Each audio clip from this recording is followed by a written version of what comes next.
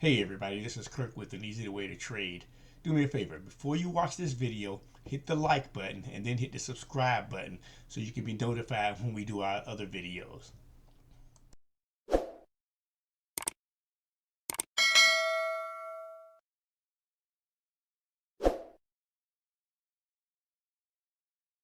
Okay, here we go with your trailing stop and trailing step. Let's just say this is my entry right here at 1. Okay, right here at 1. All right, and I got an 80 pip stop loss with a 50 pip trailer, 30 pip step. All right, so we got a 50 pip trailer, 30 pip step. That means when my price goes 50 pips into profit, 50 pips into profit, right? My stop loss is going to move 30 pips from my from there. So my stop loss is going to move to right here, right? It's going to trail it. So that's going to move it up 100 pips in the right, 100 pips from where it was. It's going to trail price by 30 pips. So that's 30 pips right there to there, right? We go from here to here. That's 30. That's the step of 30 right there. All right. So let's just say that's our current price now.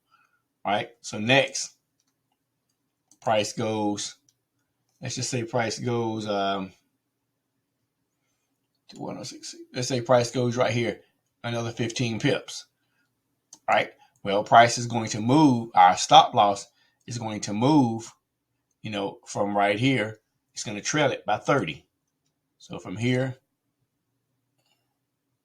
it's going to be right here now.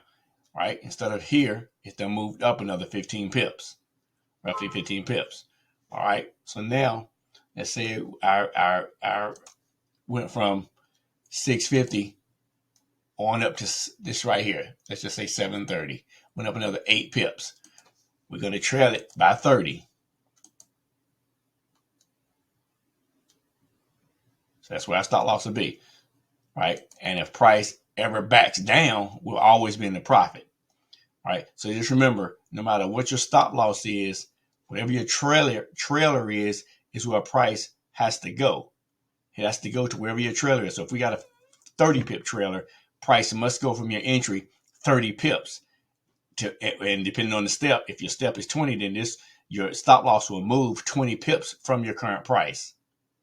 All right. That's how that works.